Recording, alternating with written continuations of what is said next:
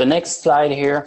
Can you give us an idea, behind the walls, how does it work when you are in a workshop and you really want to excite? And I've read this in one of your posts or in your book, I can't recall where, but you sort of explain, how you go about, exciting the team, exciting the people, putting them in a mindset that really fosters creativity and innovation. Right.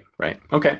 Well, this is a number of exercises that we do, and I'm just going to throw a few of them out for your enjoyment here. One of the ones that we talked about earlier was the sort of the 10-year out experience, right? It's kind of like if you could take the people in the room and say to yourself, okay, imagine yourself in the year 2026, right? What will your company be like in 2026? What will your customers be like in 2026? What will the world be like in 2026? So for example, if you're talking to a financial services industry, you say, in 2026, will we still have cash money? In 2026, how do people exchange things? How do people buy things? Like, will people be buying things through virtual reality, right? So you basically look 10 years out and try and position them into that mind space and then see what kind of ideas come out of that. One of the other things we do is and really encourage serendipity. And I don't know if we're going to talk about serendipity later. Actually, let me skip over that one so we can talk about serendipity later. I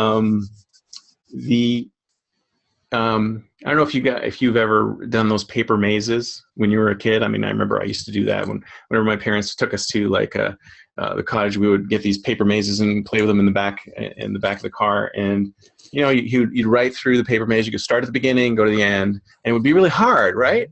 And somebody told me once, hey, you know what? Why don't you start at the end and go back to the beginning? Because it's much easier to do that, right? And of course, that was a cheat.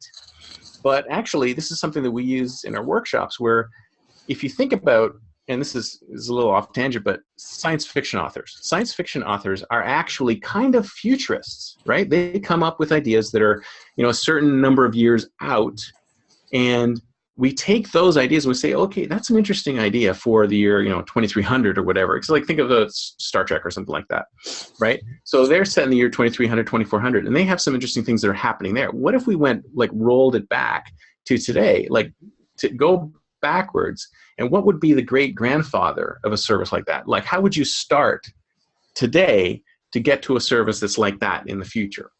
And then you sort of work it backwards and figure out what kind of things you could do now. So come up with products and services that will lead to that kind of future state. So it's a bit like Elon Musk, with the Hyperloop transportation, right? Yeah, exactly. So huge vision. Like John F. Kennedy, we're going to be on the moon by the end of the 60s, right? Give them a target to go for and then figure out, how are we going to get to that point? Or even the one I like to use is, the hoverboard, right?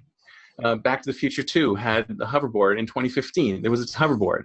So as 2015 approached, all these companies were like, wait, it's 2015. We should have a hoverboard by now. So even popular media, which portrays these kind of things, why not take a look at what you see in popular media and work backwards to something that could be done today, right? So those are a couple of the kind of exercises that we do. That's excellent. Thanks for sharing. So.